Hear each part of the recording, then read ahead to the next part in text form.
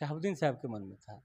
एक नक्शा वो अपने मन में जो उपजा है कि सीवान को ऐसे बनाएंगे, उसमें बहुत सारा काम किए और उसके बाद जो लोग आए वो अपना समय निकालते रहे, इसमें कोई शक नहीं है। नालंदा पर जो नीतीश कुमार जी ने काम किया था, इस पर तेजस्वी प्रसाद यादव जी ने जो काम किया था, बस आके प्रधानमंत्री बनने के बाद वो करते क्या, उसका श्रेय लेने के लिए आए, उद्घाटन करके कुछ दे के चले गए। कहने वाले कहते हैं कि मोदी जी की सरकार है, लेकिन हम जानते हैं 38 पार्टियों की सरकार है, 38 पार्टी को मिला के वो चल रहे हैं। हम लोगों की जब सरकार थी तो उसको जंगल राज कहते थे। आज जंगल राज जो दिखाई दे रहा है, हमारे अपने सीमान में 4-4 हत्याएं 5-5 हत्याएं हो गई।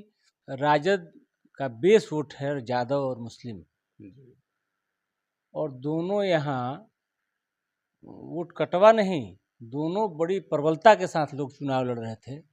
दोनों समीकरण एकदम, हमारा समीकरण जो है 2 फाड़ में बट गया। नमस्कार, अभी मेरे साथ मौजूद हैं बिहार सरकार के पूर्व मंत्री श्री इंद्रदेव प्रसाद जी के पुत्र और राष्ट्रीय जनता दल के वरिष्ठ नेता कमलेश प्रसाद जी, और इनसे हालिया बिहार की जो राजनीतिक घटनाक्रम है उन तमाम बिंदुओं पर चर्चा करेंगे। बहुत बहुत स्वागत, बहुत वंदन।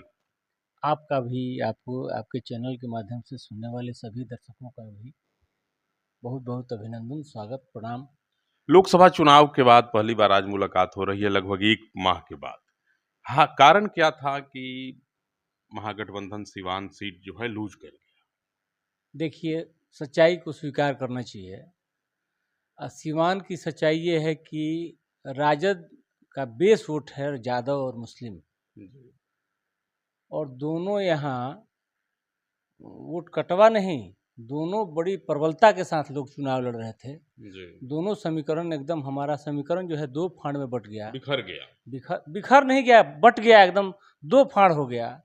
बिखरना तो थोड़ा सा इधर उधर की बात होती है, तो 2 फाड़ में जब हमारा समीकरण हो गया, और हम लोग भी मददगारे न हैं, अपना स्वजातीय जो लोग हैं वो राजद के मददगार हैं, और मददगार के रूप में यहाँ सीवान की स्थिति बनी कि रमेश सिंह कुशवाहा जी, कुशवाहा समाज से, और वो काफ़ी प्रबल दावेदार, और दावेदार क्या, अब तो चुनाव जीत गए।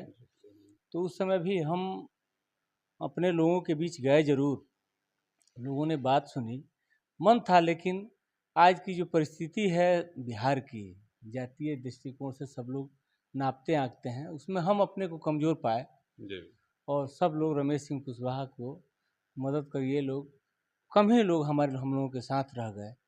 हार का कारण यही हुआ कि समीकरण हमारा एकदम 2 फाड़ में बढ़ गया था। सामने अब विधानसभा के चुनाव है, राष्ट्रीय जनता दल अब किस प्रकार की तैयारी कर रही है? राष्ट्रीय जनता दल के अभी हम लोगों की शीर्ष नेताओं के बीच समीक्षा बैठक हुई थी पटना में। वहाँ बात ये गई है, पहुँची है कि भाई हमारा बिहार में हम लोग सब जगह ठीक ठाक हैं, कम बेश कहीं कहीं बिहार में कुछ नेताओं के बेईमानी की वजह से, लेकिन सीवान में हमारा समीकरण टूट गया है। तो समीकरण पर बहुत बहुत गहराई से बहुत काम करने की ज़रूरत है कि हमारा समीकरण फिर कैसे लौटे, फिर कैसे बरकरार हो। दोनों तरफ के लोग, दोनों खेमा के लोग, इस पर हम आज भी चाहेंगे कि हम में जो कमी रही उसको माइनस करके, या दूसरे किसी में जो कमी रही उसको माइनस करके, फिर एक साथ बैठा जाए, और अगले जीवन के लिए, अगले सीमान के भविष्य के लिए, राजद के भविष्य के लिए। आप लोग की अपराध बढ़ गया है बिहार में, बहुत बहुत बढ़ गया है अपराध पर। तो सरकार मैंने क्या कहिएगा, कहने मात्र के हम लोगों की जब सरकार थी तो उसको जंगल राज कहते थे। आज जंगल राज जो दिखाई दे रहा है, हमारे अपने सीमान में 4-4 हत्याएं 5-5 हत्याएं हो गई, हफ्ता नहीं लगा। हमारे बगल के गांव में यहाँ हरदोबारा बभनबारा में हत्या हो गई। अमूमन रोज़ हत्याएं हो रही हैं, रोज़ बलात्कार हो रहे हैं, उसका बहुत जगह FIR भी नहीं हो रहा है। सुशासन की सरकार है। नहीं, सुशासन की सरकार क्या कहिएगा, विडम्बना है। सुशासन की सरकार आई, इसको लोग को अपने मुँह में मिट्ठू बनने वाली बात है। सरकार के लोग अपने कहते हैं कि सुशासन की सरकार है, लेकिन लोगों में जो सुशासन है वो तो दिख रहा है। धड़ाधड़ पर्चा लीक हो रहा है देश में। अभी नीट का पर्चा आप देखे होंगे, लीक हो गया। पर्चा लीक हो रहा है और देश के बहुत लोगों के साथ, देश के नौजवानों के भविष्य के साथ बहुत पहले से खिलवाड़ लोग करते आ रहे हैं, उसका एक नमूना है। और इसके लिए हम लोग चिल्लाते रहे, पूरे चुनाव में चिल्लाए, पूरे उसके पहले गांव-गांव जाके चिल्लाए, लेकिन कुछ नौजवान जो भटके हुए थे उनको आज दिखाई दे रहा है कि सरकार कितना हम लोग के प्रति वचनबद्ध है या हम लोग के प्रति सजग है। नीट के एग्ज़ाम में क्या किसी बच्चे का खेल है? यहाँ के देश के नौजवानों के साथ, देश के भविष्य के साथ जिस तरह का खिलवाड़ हुआ है, ये माफ़ करने वाली बात है। अब वो लड़का, वो बच्चा, वो स्टूडेंट, वो बच्ची फिर तैयारी करेगा 1 साल और फिर वहाँ तक पहुँच पाएगा कि नहीं पहुँच पाएगा, यहाँ बेईमानों की वजह से उसका भविष्य चला गया, अंधकारमय हो गया। बड़ी हल्ला थी चुनाव के दरमियान कि संविधान खतरे में है, जी बीजेपी दोबारा सत्ता में आती है तो संविधान में परिवर्तन होगा, संविधान को बदल देगी। जी। अब क्या होगा, सत्ता में तो भारतीय जनता पार्टी पुनः आ गई। लेकिन एक चीज़ है कि हम भी जिस हालात में थे, जी विपक्ष जिस हालात में थी पहले, आज उसमें काफ़ी सुधार हुआ है और देश की जनता एक तरह से कहिए तो उनको नकार दी है। जी लेकिन किसी तरह कहने वाले कहते हैं कि एक मोदी जी की सरकार है, लेकिन हम जानते हैं 38 पार्टियों की सरकार है। जी 38 पार्टी को मिला के वो चल रहे हैं। हम 12 आदमी के महागठबंधन है, इंडिया गठबंधन 12 पार्टियों की को मिला के है। 38 आदमी को मिला के चलते हैं, लेकिन कहते हैं कि मोदी जी, सिर्फ मोदी जी की वजह से नहीं है। और एक कहिए तो हम ही लोगों के इंडिया गठबंधन बनाने वाले जो लोग थे, उसमें से 2 महानुभाव आज इस सरकार के अपने कंधे पर लेके चला रहे हैं। कितना दिन तक चलाएंगे? बिहार की एक बहुत महत्वपूर्ण विरासत थी नालंदा विश्वविद्यालय। जी प्रधानमंत्री उसका उद्घाटन कर दिया और फिर जीवंत रूप में आ गया नालंदा विश्वविद्यालय। बिहार नहीं, को बहुत बड़ा सौगात दिए नरेंद्र मोदी जी। वो बात तो ठीक है, सौगात क्या दिया, अपना लाज बचाए। जी ईमानदारी से हम कभी मुंह नहीं मोड़ते हैं। जी नालंदा पर जो नीतीश कुमार जी ने काम किया था, जी जिस पर तेजस्वी प्रसाद यादव जी ने जो काम किया था, बस आके प्रधानमंत्री बनने के बाद वो करते क्या, उसका श्रेय लेने के लिए आए, उद्घाटन करके कुछ दे के चले गए। लेकिन काम नालंदा पर जो नीतीश कुमार और तेजस्वी यादव जी ने मिल के किया है, शुरुआत वहाँ से है। जी आज उसका उद्घाटन से शुरुआत नहीं है। क्या लगता है इस बार बिहार को विशेष राज्य का दर्जा मिल पाएगा?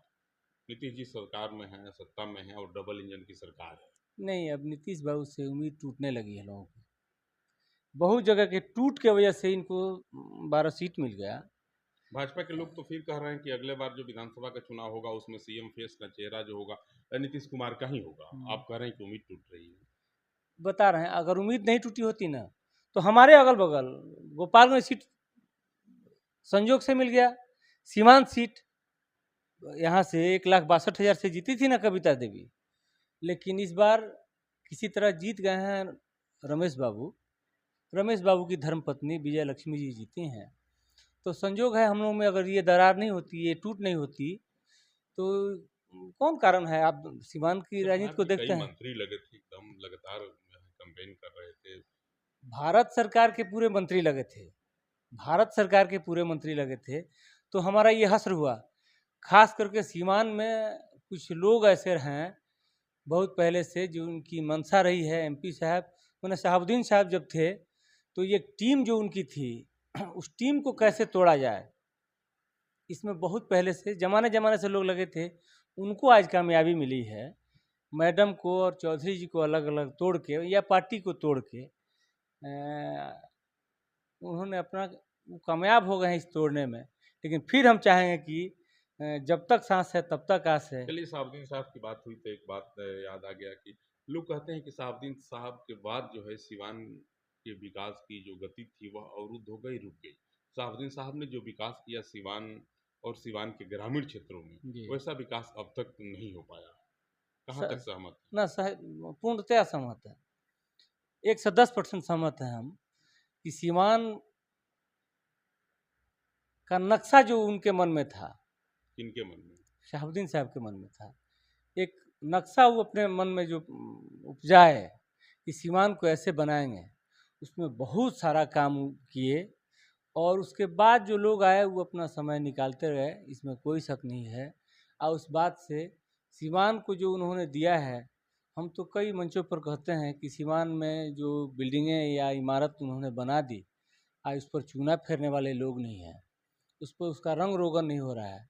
इंडोर स्टेडियम आज ध्वस्त होने के कारण एकदम जर्जर स्थिति में है। इंडोर इंडोर टाउन हॉल मैंने हॉस्पिटल क्या क्या स्टेशन से लेके मैंने सीवान के दक्षिणी छोर से उत्तरी छोर तक। चलिए, बड़ी चर्चा है कि इस बार विधानसभा के चुनाव में गोरियाकोठी से आप संभावित प्रत्याशी हैं राष्ट्रीय जनता दल के अर्थात महागठबंधन के। जी देखिए, पार्टी के हम वर्कर हैं, सिपाही हैं, और पार्टी जो जवाबदेही देगी उसका 100% निर्वहन करने का हम कोशिश करेंगे कि उसका निर्वहन करें, जो दायित्व देगी उसका निर्वहन करें। कमलेश प्रसाद जी हैं और इनको आप सुन रहे थे अभी। इस बार जो है बिहार विधानसभा के चुनाव होने जा रहे हैं। उस चुनाव में हो सकता है कि जिस प्रकार की चर्चा है कि गोरियाकोठी विधानसभा क्षेत्र से महागठबंधन के प्रत्याशी के रूप में अपना भाग्य आजमा सकते हैं, आम लोगों में बड़ी जोरों की चर्चा चल रही है। तो सोचा कि इनसे बात करूं और जानने का प्रयास करूं कि सच्चाई क्या है। कहीं ना कहीं बात निकलेगी तो दूर तलक जाएगी ही। कमलेश प्रसाद जी बिहार सरकार के वरिष्ठ मंत्री और राष्ट्रीय जनता दल के कद्दावर नेता इंद्रदेव प्रसाद जी के पुत्र हैं।